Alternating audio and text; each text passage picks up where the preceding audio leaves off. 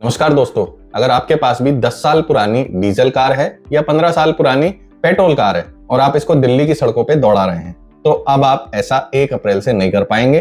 कारण इसके पीछे कि एनजीटी के द्वारा अब पेट्रोल पंपों को हिदायत दे दी गई है कि जो भी गाड़ियां 10 साल से या 15 साल से पुरानी हैं, उनको पेट्रोल या डीजल ना दिया जाए। जितने 15 साल पुराने व्हीकल हैं, उन व्हीकल्स को 31 मार्च के बाद तेल देना बंद कर दिया जाएगा।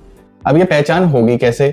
ये पहचाने जाएंगे ANPR यानी कि auto number plate recognition cameras के जरिए। ये ANPR कैमरास सभी पेट्रोल पंपों पर लगा दिए गए हैं।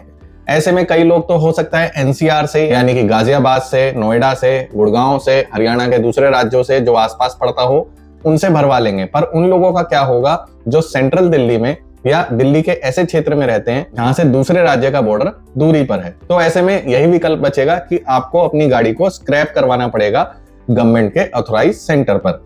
ये डिवाइस कैसे काम करेगा? हम अपने ऐसे गैजेट्स लगा रहे हैं पेट्रोल पंप के ऊपर जो लगभग 80% पेट्रोल पंप पर लग चुके हैं। 31 मार्च तक 100% पेट्रोल पंप से लग जाएंगे। उसके बाद 15 साल पुराने व्हीकल को हम आइडेंटिफाई करेंगे और उसको कोई फ्यूल नहीं मिलेगा। ये नंबर प्लेट को पहचानेगा और उस नंबर प्लेट को पूरी दिल्ली में सर्कुलेट कर देगा डिजिटल तरीके से, और उसको बैन कर दिया जाएगा कि इसको यानी कि इस रजिस्ट्रेशन वाले व्हीकल को कहीं पर भी पेट्रोल या डीजल ना दिया जाए। ऐसे में होगा ये, जब व्यक्ति दूसरे पेट्रोल पंप से पेट्रोल लेने की या डीजल लेने की कोशिश करेगा तो वहां पर पेट्रोल पंप कर्मचारियों को वो व्हीकल ब्लैकलिस्ट नजर आएगा और ऐसी गाड़ियों को पेट्रोल नहीं दिया जाएगा। दिल्ली में लगभग 500 पेट्रोल पंप हैं और 80% पेट्रोल पंपों पर यह डिवाइस लगाई जा चुकी है। दिल्ली सरकार का कहना है कि पिछले साल भी हमने 59 लाख व्हीकल के रजिस्ट्रेशन रद्द कर दिए थे, पर उसमें उस समय पर दुपहिया वाहनों की संख्या सबसे ज्यादा थी। पर अब सरकार पॉल्यूशन को लेकर के काफी ज्यादा गंभीर हो रही है। जो सर्विस क्लास लोग हैं, वो जो लोन पे गाड़ी लेते हैं और जब वो लोन से फ्री हो जाती है गाड़ी, तो उसमें अमूमन 7-8 साल लगते हैं। जब उसकी अपनी गाड़ी हो जाएगी, जब उसको ये फील आएगी कि मेरी अपनी गाड़ी हो गई, और तब उसको फ्यूल देना बंद हो जाएगा, तो वो अपने आप को ठगा हुआ महसूस करेगा।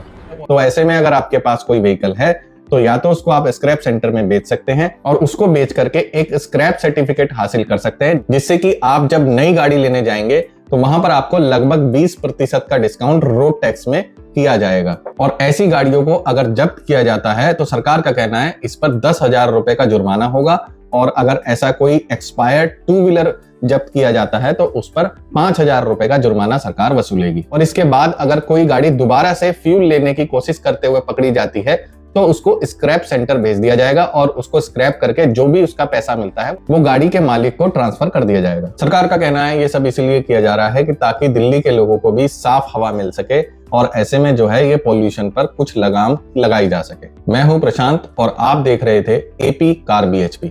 बहुत बहुत धन्यवाद।